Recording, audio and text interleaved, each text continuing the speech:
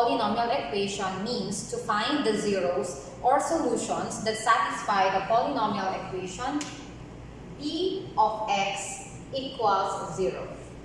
The easiest way to find or to solve polynomial equations is to express our polynomial equation in factored form. The factor theorem tells us that if the factor x minus c, or if the expression binomial x minus c is a factor of p of x, then it follows that our c is a 0 of p of x, or p of c is equal to 0. This time, let us determine the degree and zeros of each function. For letter A, f of x equals x minus 6 times x plus 5. Since for this function we have two factors, this tells us that the degree of our function is 2 and our zeros are positive 6 and negative 5. So we have 6 and negative 5. For the second example, we have f of x equals x plus 2 times x minus 3 times x minus 9. Since we have three factors, this tells us that the degree of our function is 3 and our zeros are negative 2, positive 3, and positive 9. So again, negative 2, positive 3, and positive 9. For letter C, our function is f of x equals x times x minus 2 times x plus 1. For this function, we have three factors. X is also a factor of our function. So we have x is our factor, x minus 2, and x plus 1, telling us that the degree of our function is also 3. And our zeros for this function are 0, positive 2, and negative 1. Take note that our factor x, when expressed as x minus c, can be written as x minus 0. Hence, 0 is also a 0 of our function. For the example, we have f of x equals x plus 4 times x minus 6 squared times 2x plus 3 cubed. In this case, we have a degree of 6 since our factors are, we have 6 factors where x minus 6 is of multiplicity 2 and 2x plus 3 is of multiplicity 3. Combining all, we have a total of 6 factors telling us that the degree of our function is 6. And our zeros are negative 4, 6 of multiplicity 2,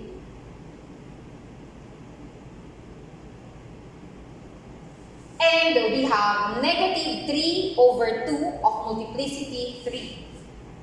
And negative 3 over 2 multiplicity 3. Checking, we have 2, 3, and 6 factors, so our degree is 6. For our last example, we have f of x equals x cubed times 2x minus 1 cubed times x plus 7. Our degree for this function is 7 since x is of multiplicity 3 and our 2x minus 1 is of multiplicity 3. So we have a total of 7 factors and our degree is 7. For this function, our zeros are 0 of multiplicity 3,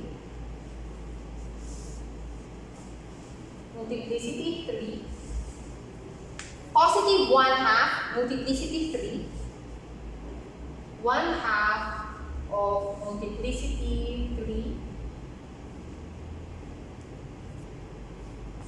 and also negative 7 of 7 appears once, so we will also have negative 7 as our 0. And this gives us a total of 7 zeros, and our degree is also 7. Take note that when we say multiplicity of a factor, then that means our factor is of the form x minus c raised to k, where k is a real number, an integer. If you are asked to solve a polynomial equation that is written in standard form, then we need to find the zeros of this equation by first factoring out our polynomial equation completely, and we need to follow the steps presented to you in the previous section.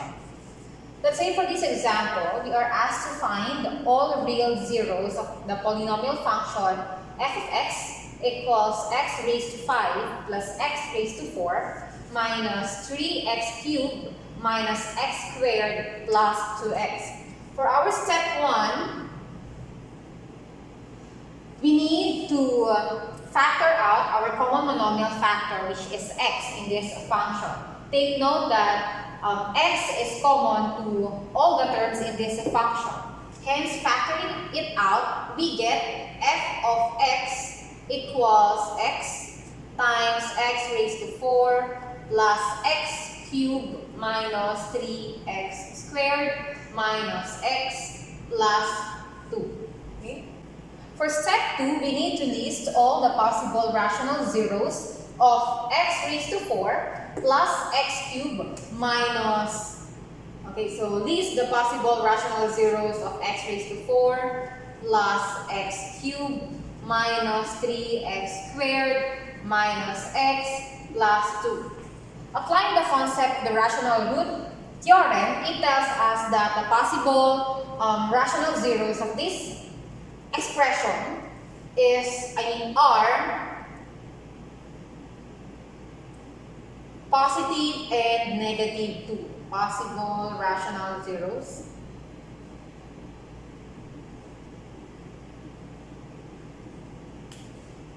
of x raised to 4 plus x cubed minus 3x squared minus x plus 2 are positive and negative 1 and positive and negative 2. Then for our step 3, we need to know, or we need to find we need to know which among these possible rational zeros is actually a zero of our polynomial function x raised to 4 plus x cubed minus 3x squared minus x plus 2. Applying the concept of the rational root theorem, it tells us that p of 1, which is equivalent to 1 raised to 4 plus 1 cubed minus 3, 1 squared minus 1 plus 2 will actually give us 0. Hence, our p of 1 is equal to 0, and we say that x minus 1 is a factor of p of x. Next, for our step 4,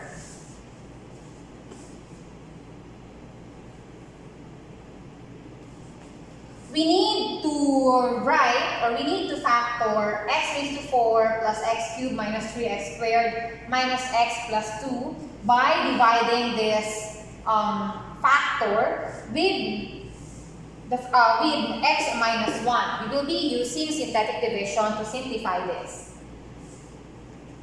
Since x minus 1 is a factor of p of x, we say that p of 1 is equal to 0, and our c here is positive 1. Using synthetic division, we have 1 as our divisor, or our c.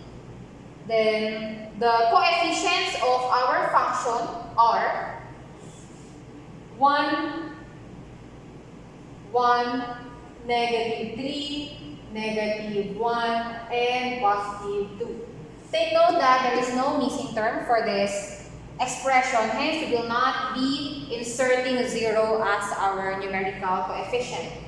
So let me check 1, 1, negative 3, negative 1, and positive 2. Applying synthetic division, we have 1 times 1, that's 1, 2, we have 2, negative 1, negative 1, negative 2, negative 2, then the sum is 0.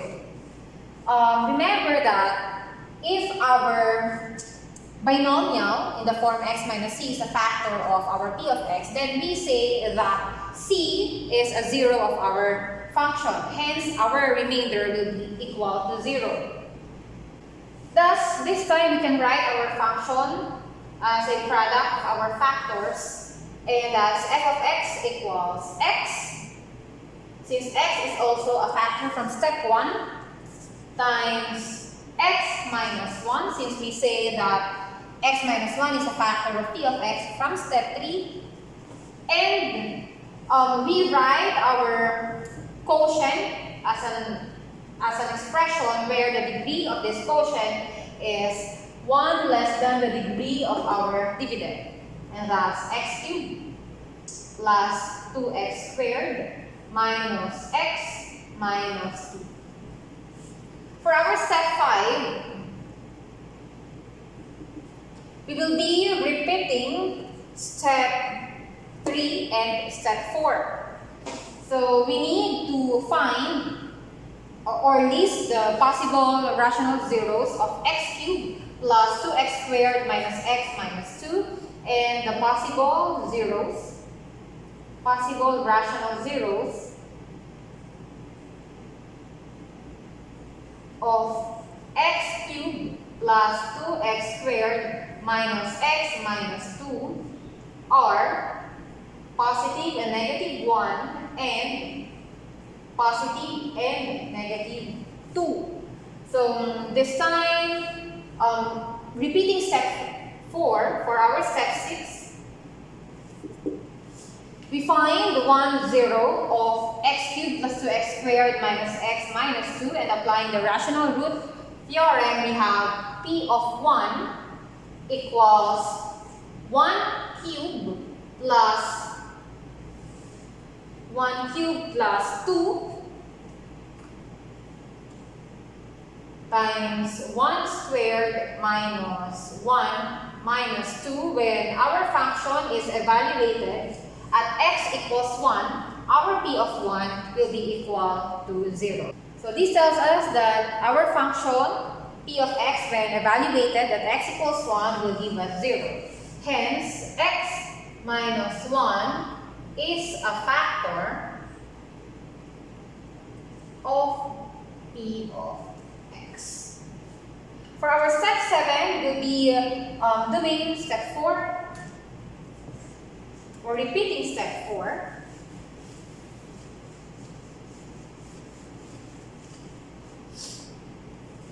For our step 7, we will be dividing our p of x equals x cubed plus 2x squared minus x minus 2 by our factor x minus 1. So again, for step 7, we will be dividing x cubed plus 2x squared minus x minus 2 by our factor in step 6, x minus 1. Of course, using synthetic division. With this binomial divisor, our c is equal to positive 1. Using synthetic division, we have 1 as our c, and the numerical coefficients of our dividend are 1, 2, negative 1, and negative 2. Applying the concept of synthetic division, we have 1 times 1, that's 1, 3, 2, 2, and our remainder is 0. For step 7, our remainder is 0 because take note that x minus 1 is a factor of our dividend or of our polynomial x cubed plus 2x squared minus x minus 2. Applying factor theorem, it tells us that using synthetic division where c is 1, our remainder will be equal to 0. This time, we can write our function or our original function as a product of the following factors. We have x times x minus 1. And instead of writing x cubed plus 2x squared minus x minus 2, we can write the factors of this polynomial expression having, again, x minus 1. And we write this quotient as an algebraic expression where the degree of our algebraic expression is 1 less than the degree of our dividend. And we have x squared plus 3x plus 2. So we already have 4 factors, x minus 1, x minus 1, and x squared plus 3x plus 2. We say that x minus 1 is of multiplicity 2, so we can also write this as f of x equals x minus 1 squared, and x squared plus 3x plus 2. We are forced to repeat the steps 3 and 4 because this factor, or this our last factor, x squared plus 3x plus 2, is still in its quadratic form, or is a quadratic expression. And repeating steps 3 and 4, for step A, we have to list the possible rational zeros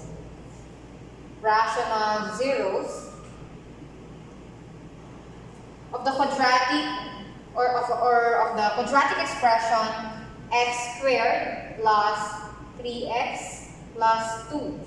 And we get positive and negative 1 and positive and negative. For step 9, we need to determine one actual root of our function p of x equals x squared plus 3x plus 2 from the possible rational roots positive, negative 1, and positive and negative 2. Using the factor theorem, if we will be evaluating our p of x at negative 1, or when x is equal to negative 1, we have negative 1 squared plus 3 times negative 1 plus 2, and our p of negative 1 is equal to 0. This tells us that x plus 1 is a factor of p of x. Again, x plus 1 is a factor of p of x. So this time, let's proceed with synthetic division for our step 10.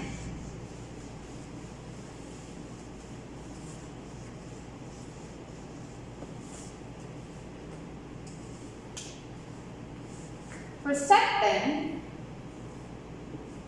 take note that x plus 1 is a factor of p of x, so we need to divide our p of x equals x squared plus 3x plus 2 by the factor x plus 1. Using synthetic division, we have x squared plus 3x plus 2 divided by one of its factors, x plus 1. So our c is negative 1, and the numerical coefficients of our dividend are 1, 3, 2. Applying synthetic division, we have 1, negative 1, 2, negative 2, 0.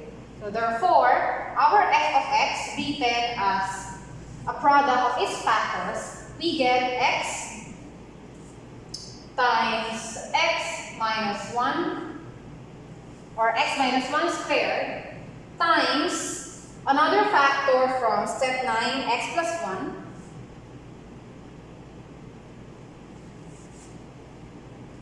and we have x plus, so this will be a linear, or this will be a binomial, x plus 2.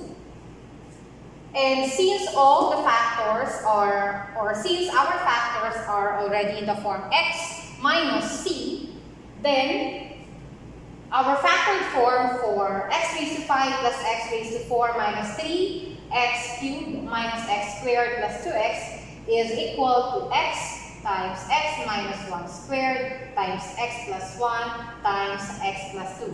Take note that the degree of our polynomial is 5 and we should have a total of 5 factors. We have 1 for x minus 1 is of multiplicity 2. This will be counted as 3 factors this time, plus 2 different factors, x plus 1 and x plus 2. A total of 5 factors. Now that we have already written our function or our polynomial function from standard form to factored form, it will be easier for us to determine the zeros of the function. Like the examples that were presented a while back, our factors this time, our zeros, the zeros of p of x, that should come in, or the zeros of f of x are 0, 1 of multiplicity 2,